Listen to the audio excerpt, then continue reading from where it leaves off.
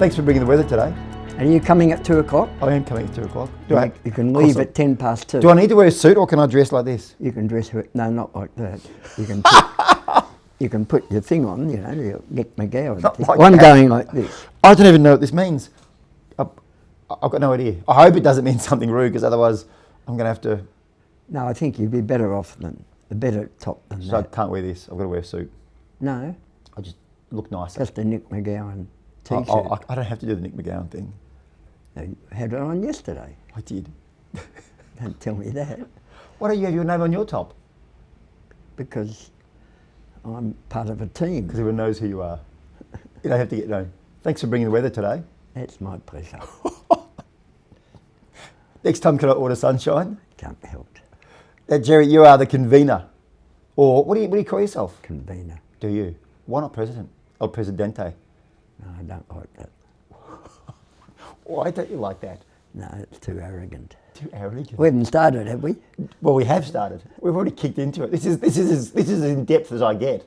Oh, we've started. Yeah, Oh, right. I know. But you don't have to change how you're responding. No, it's fine, Gerry. Not at all. Why not president? You don't like it? No, Fair enough. too authoritarian. Ah, well, that's an interesting thing. See, I know obviously that you're the convener Yes. of the Heathmont History Group, which we love and adore. But I actually, one of the reasons I wanted to talk to you today was I don't know a lot about your background. I know you were a teacher. Yep. I think you were an assistant principal at Ringwood Secondary College. Yep. And then I think you spent quite a long time in the Department of Education as well. Straight from uni, I was a tutor in the Melbourne Uni Education faculty for a little while, Right. and then became obviously a teacher, and taught at a number of schools, and then got to Ringwood in 1974, and remained there. Became assistant principal sometime, probably in the early 1990s. Had 6 months at one stage as acting principal. Did not particularly want to be a principal. That was too far away from the kids. Yeah. You know, you're dealing with the education department and financial things, and certainly not something I would have been terribly happy with. So happy to remain as an assistant principal, and enjoyed that. That's about all I think to say there. Where were you born? Where? Yeah, where? Glen Huntly. Glen Huntly. In Glen Huntly in Melbourne in 1939. Yep. What did your parents do?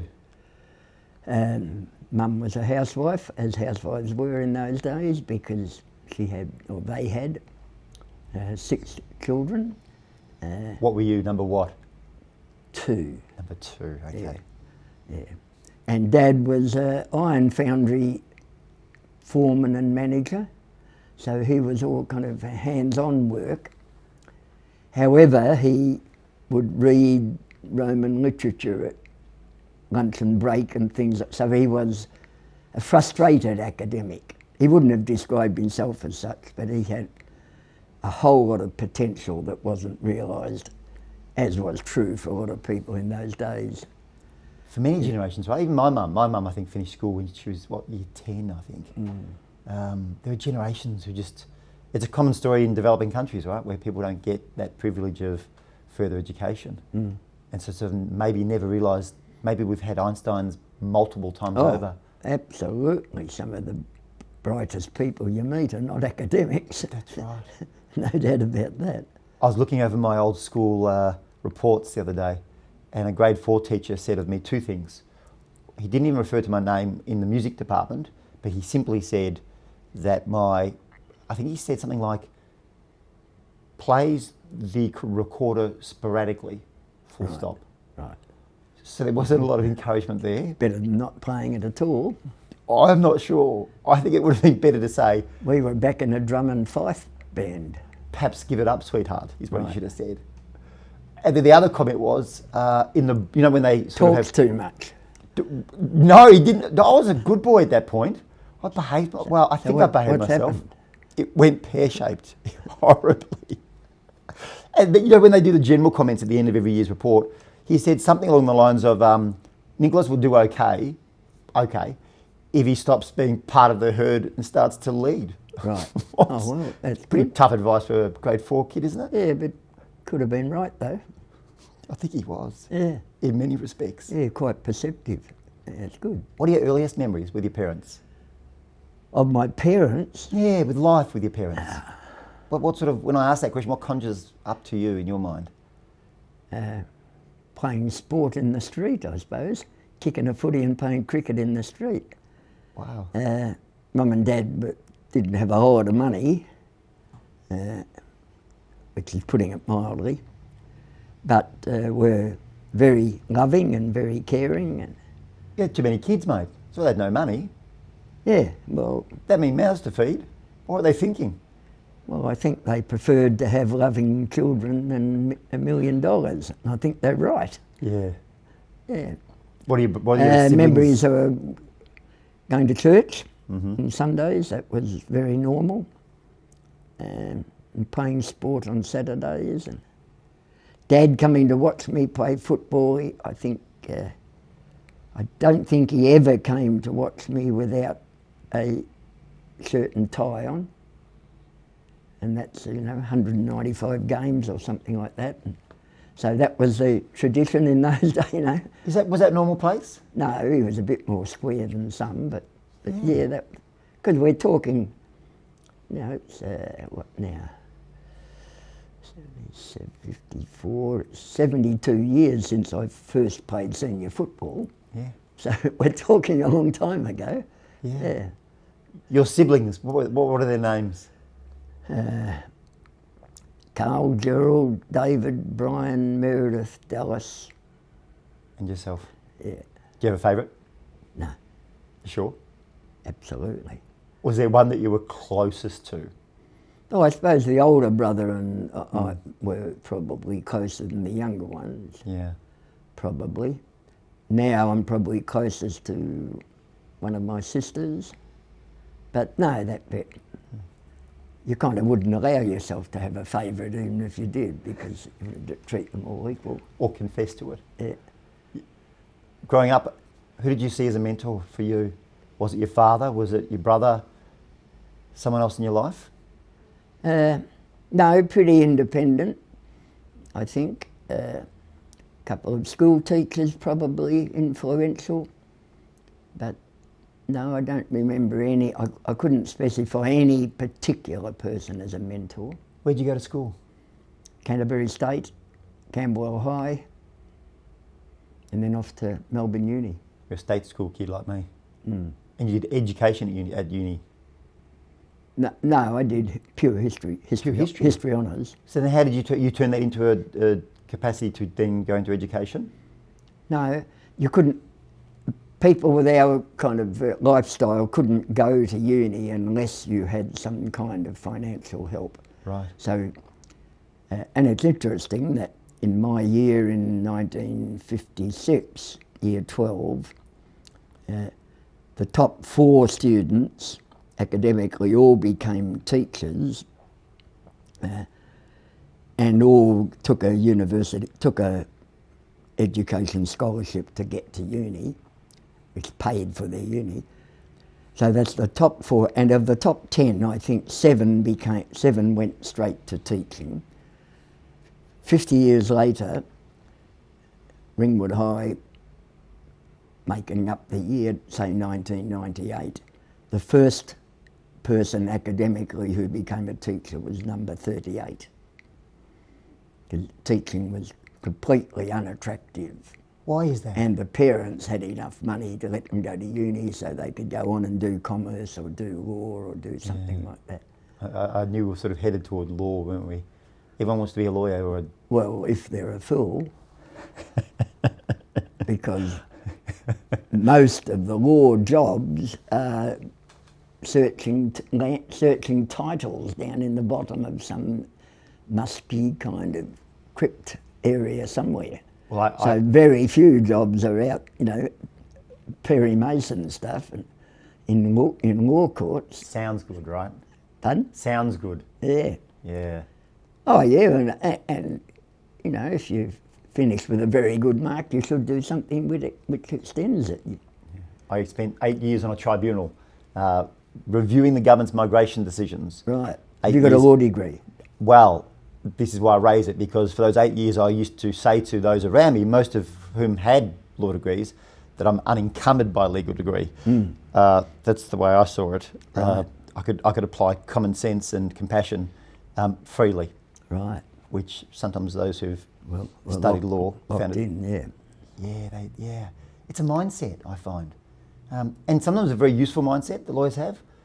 But it's quite We've specific. got to have It's- lawyers, of course we do. Yeah, but I found it's like, you know, when you have a phone and you send you an update, and you do the update, then you can't change how it all appears. You go, damn, I've done that update, I can't go back. When people go through law school, I think they're the same. They see the world through a different construct. They think differently. It changes how they think and approach problems and people. That's been my experience with lawyers. Yeah, I don't have any of that experience. Well, I only have experience of teachers who love teaching. My dad was a teacher. Right. Yeah, he was a teacher. He loved it. Not dissimilar to yourself. I think he's no longer alive, but he went, and my auntie, she was a teacher. We've got a lot of teachers in the family. Yeah, good. And I would have loved to, another part of me, it's not about me, but would have loved to have done teaching. That's part of the job I enjoy the most, is going to schools and, Yeah, I enjoyed it. yeah, getting that opportunity, right? What do you miss about education and teaching? Oh, just the contact with your fellow teachers.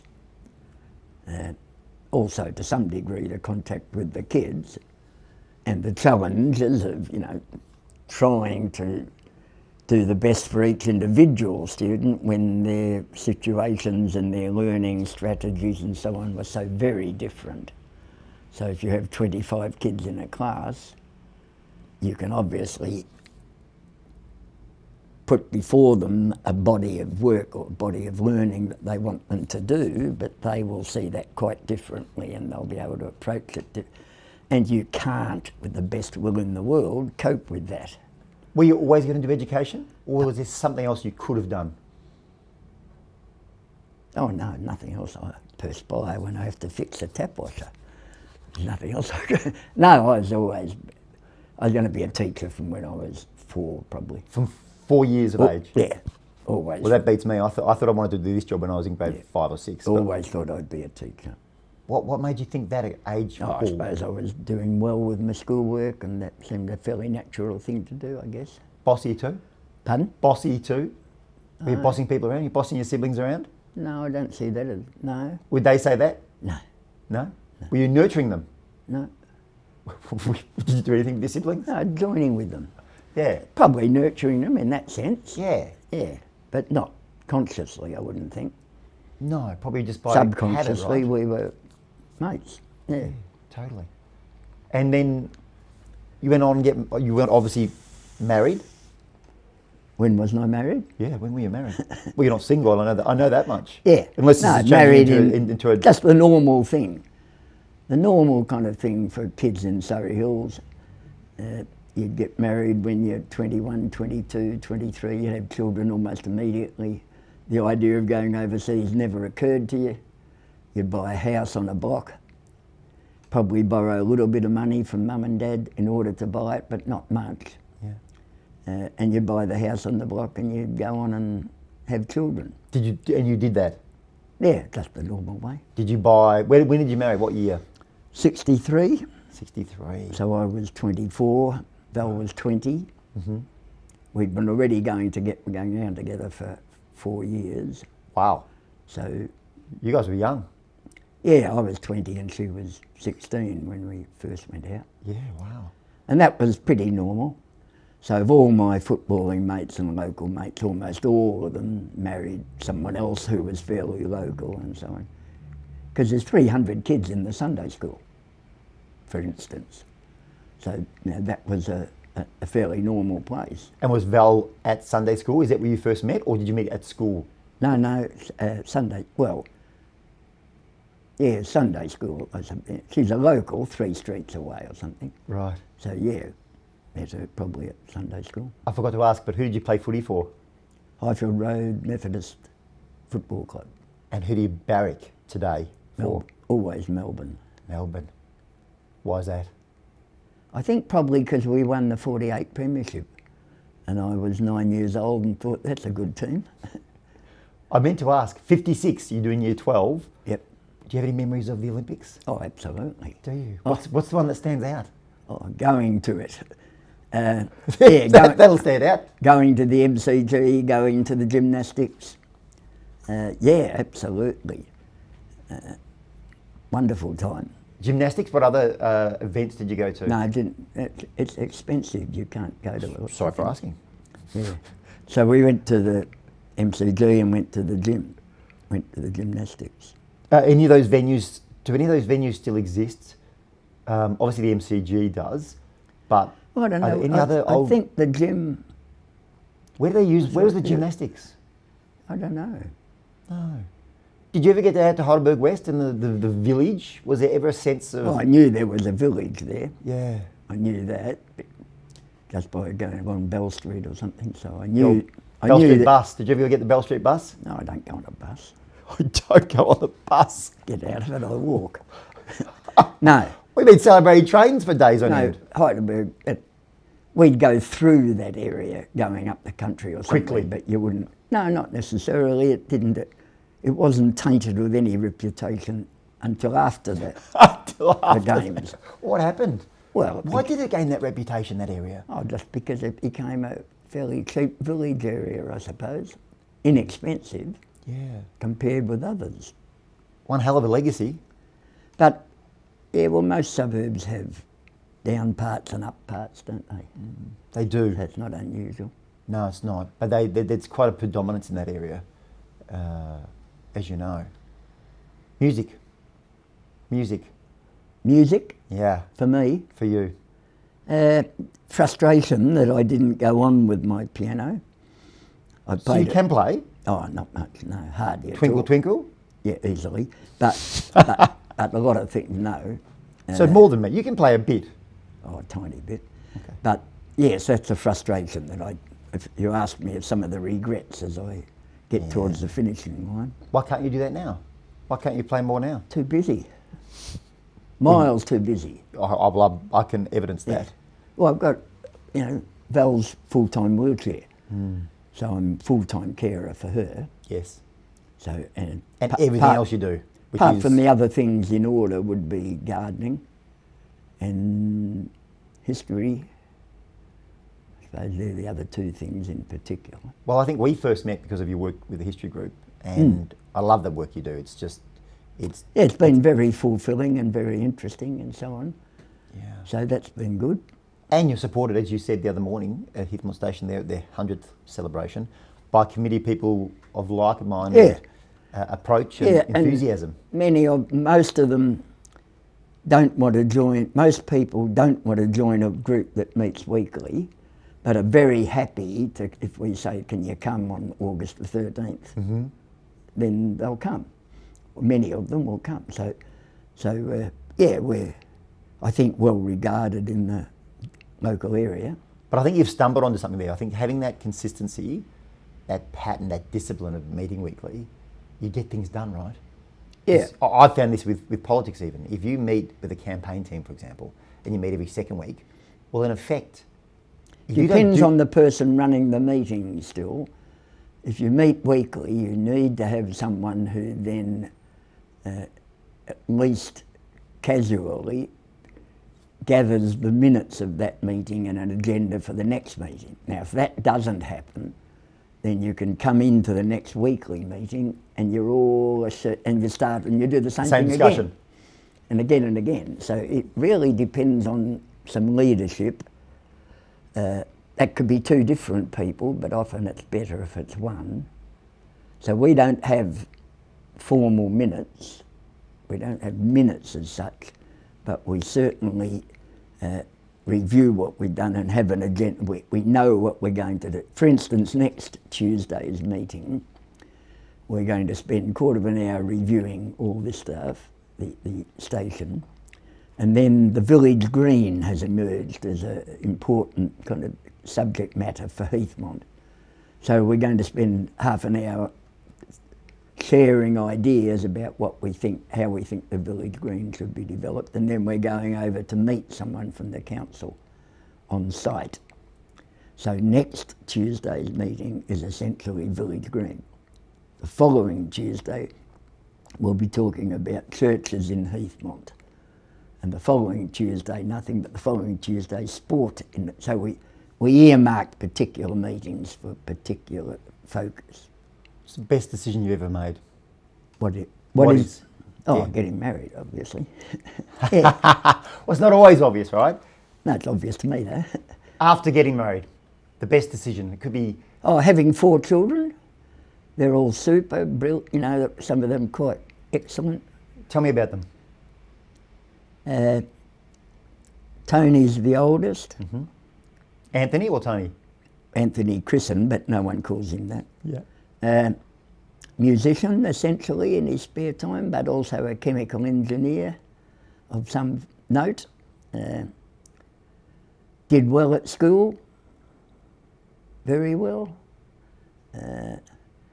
and plays clarinet, saxophone in a number of is orchestral rather than being in a band. So in orchestras and stage bands and so on. And for a while was in charge of, in his occupation, he's retired now. Fancy having children who are retired. So he's retired now, but he's still is a consultant particularly for the closing of mines throughout Victoria. Wow. So as a mine, gold mine, any clay mine, any kind of mine, to close them and pack them up and use it environmentally, because he's an environmental kid, he's a greenie, and he's well respected for that. Next one is Nikki.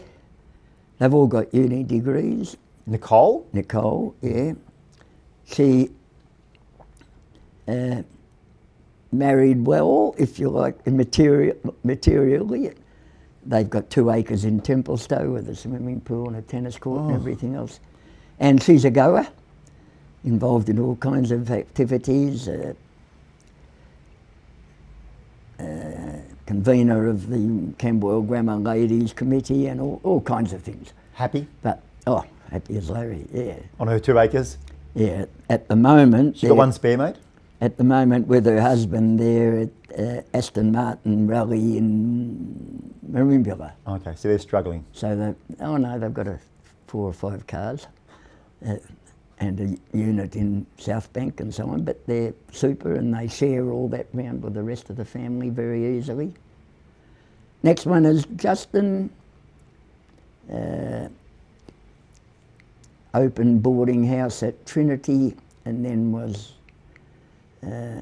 went to Geelong Grammar, and then set up the Institute of Positive Education at Geelong Grammar. So he's a POSED worldwide guru, likely to be in Ontario or Dubai or anywhere lecturing about positive education. So he's and run half a dozen marathons and all kinds of things. So he's Where's he get that from? very well-rounded. Who inspired him to be a fitness fanatic? He probably got some of it from me. Yeah, we went for a run the other day, a slight run the other day after the Where'd you have time for a run? the station opening. Where did you go? Just round the Heatherdale Reserve, one of my running tracks. Yeah. How long? And the next How far, rather? Oh no, not a couple of K, but not That's far. all right. No, not far. A lot of that walking, a lot of that sprinting. What shoes do you wear? Do you care what shoes you wear or you don't? No, orange and white ones. And the last one is Tamara. She's a primary school teacher, and between them they've got 11 children altogether. So I was going to say, I thought Tamara had 11 children. 11 That would have shocked me. grandkids. No, 11 grandkids. The most remarkable one is the oldest one of Justin and Jeanette, and he got old enough to play cricket. He got old enough to play. He was a good cricketer and good sportsman. Am I keeping you? No, but I'm not going forever. None of us are going forever. But he He was a keen sportsman as a 9, 10, 11-year-old and was moved really well. And he was old enough now to bat in the nets with us bowling fair dinkum at him. Yes. And he got hit here and it didn't get much better. And so after a week or 2 or 3, his parents took him to a physio and said, you got massage or something. So the physio said, hey, what's this down here? And it was bone cancer. And he was immediately put into Children's Hospital for a year. How old was he at that stage? 11. Wow. So he's in hospital for a year, you got treated on Monday morning, you're okay again, you were sick as a dog for a day or 2 with the chemo. By Thursday, he was okay and could possibly go home back to Geelong. They had 3 other kids. And he went to school 4 Friday afternoons for the whole year. And was very sick, very sick. Now he's now a doctor. What kind of doctor? At the moment, you're no kind of doctor for the moment. You're just an intern. So he's at Northern Hospital doing the first year of his internship, and he's been around Europe and he's done all, but he can't do a whole lot of sport. Very proud of him, right? Well, no more proud of him than the others, or many of the others have done good things. Physio, but even apart from their occupation, they're all good mates.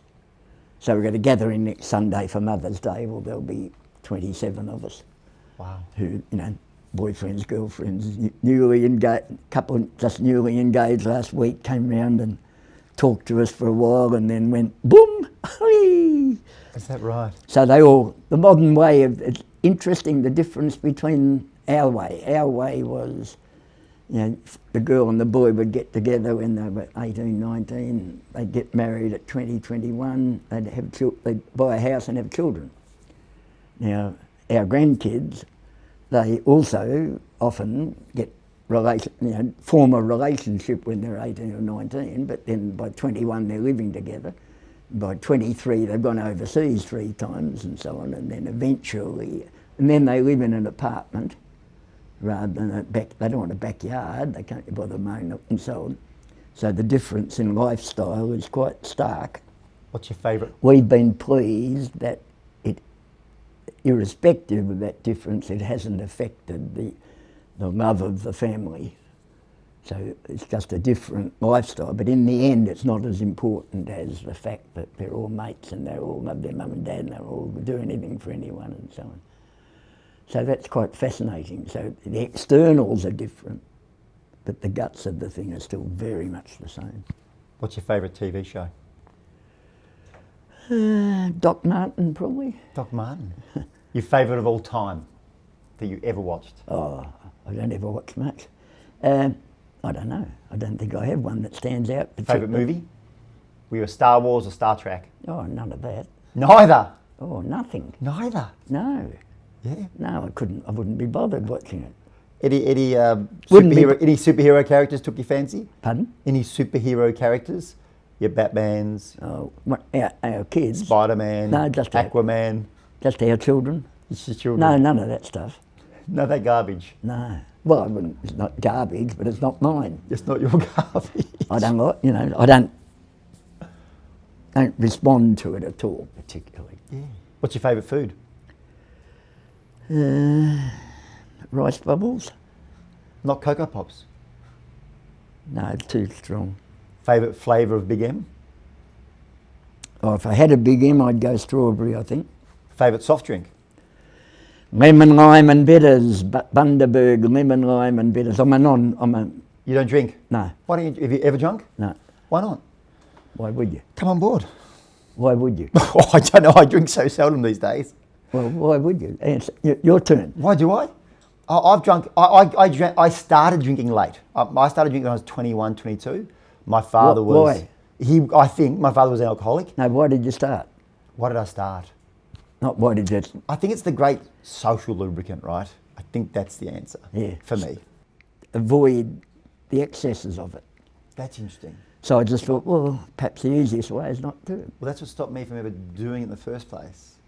Because of your dad. Well, because of Dad, yeah, exactly. And then Well, I was brought up, there'd never been a beer in our fridge. There'd never been a beer in my mum and dad's fridge. Smokers, your parents, either of them? No. Neither. Mum probably would have easily enough had a wedding. Yes. Dad, no, definitely not. Smoking or drinking? Both smoked.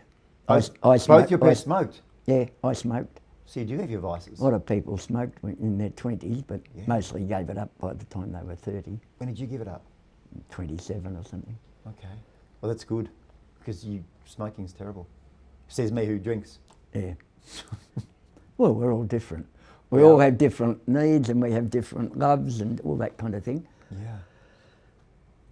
Your biggest regret?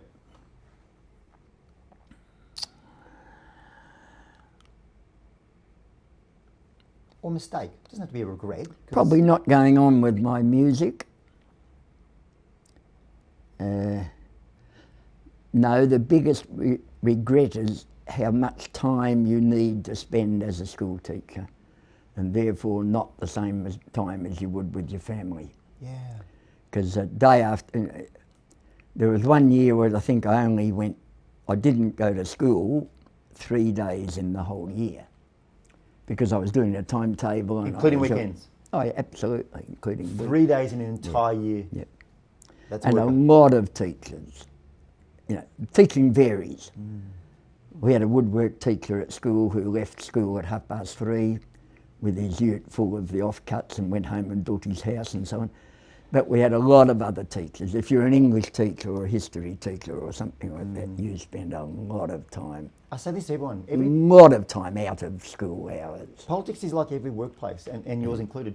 You've got some not so good employees, you've got some great employees, and you've got some outstanding Oh yeah, employees. but Darren, Nicky's husband, I mean, he's a civil engineer who off to Norfolk Island to fix something and off to Queensland and off to somewhere, and he also says one of the weaknesses of the occupation is the time you spend away from. Now for teachers, it's the time you spend, if you're any good, the time you spend on preparation and correction. And the public don't quite understand it. You may not even understand it yourself. If you go in on Tuesday morning or any other morning, say you've got 6 periods with different, they might have year 9 history. Now, what are you going to teach them? You've got to know. And within 1 minute, you're in year 11 literature, year 12 English, year 12 modern history, and then, so you've got 150 kids. And if you go into that class, you've got to have marked their essays that they did yesterday or the day before, or prepare the work for them, and particularly if you want to be a good teacher. So it's a very, very demanding job. Well, of all the time you spent, clearly it didn't have a negative impact on your kids because they're all thriving. They've all done exceptionally well by the sound of it. And I guess they all see by your example what you did, right? They saw your work ethic. And they're all saying the same thing. Do they? Dad, why did you... No, I've spent, my daughter said, I spent 4 hours on Saturday afternoon on my year... Oh, goodness, Dad, why did you teach us that? So there, yeah. But they all know it's part of the deal. And Seems like you did pretty well. oh, we, Valley and I, are really happy with our kids. And we've all 4 of them, well, in this last week, we've seen all 4 of them, and grandkids and everything else. No, family is fundamental to it all. If you could give advice to a young you, what advice would you have given? Develop a few more skills outside teaching. I'd love to be able to do better at woodwork. I'd love to be able to do better at music. I'd love to have a better garden. I did spend 20 years of my life developing a factory garden, which became an open, was so good it became an open garden, just in Ringwood. Marijuana? No, no. Poppies? No, none of that. Iceland poppies. I had a lovely display of Iceland poppies. I had a sense there was something here. Yeah. Now we're finally getting to So peel back the layers. gardening is something I would have. And perhaps also I've also had a bit of a hankering for graphic design. I'm reasonably artistic, You're a good drawer. I've seen your Nothing drawing. sensational, but I wouldn't have minded knowing more about that. I'm technologically a bit of a dinosaur, but that's a time thing. I just don't have time to develop that interest and skills there. What advice would you give to a young person? So not yourself, someone else, someone in terms of life advice. What are the 2 or 3 things that you think? Stay fit would be one. Look after your body would be one. Develop a couple of hobbies. So the stay fit, that's about body and mind. Is that where you're going? Firstly, that was physical fit, but certainly so stay physically fit. Look after your mind as well. Do not shun religion. Be prepared to be open-minded about that. And develop a few hobbies and love one another. Be kind, right? Yeah, I think. Yeah. That's the advice. Funnily enough, that tends to be the advice I give most when I speak at graduations for your grade 6s. I'm probably speaking to myself a little bit when I was younger, and you're ambitious and you want to get somewhere quickly, and you can be abrasive or maybe even rude. But I say, just be kind, because it comes back to you eventually. Yep. And it's the right thing to do, Yeah. more importantly. Yeah, we're all human. We're not. We are. Yeah, we're not chairs. No. We're all human, and that gives us the capacity to care for other people. It does. A couple of quick questions before we finish. Yep. What is your favourite colour? Favourite? Colour. Oh, I don't suppose I have. Burgundy. Burgundy. Favourite number? 7. 7. Played footy in 7. Why 7? Played football in 7.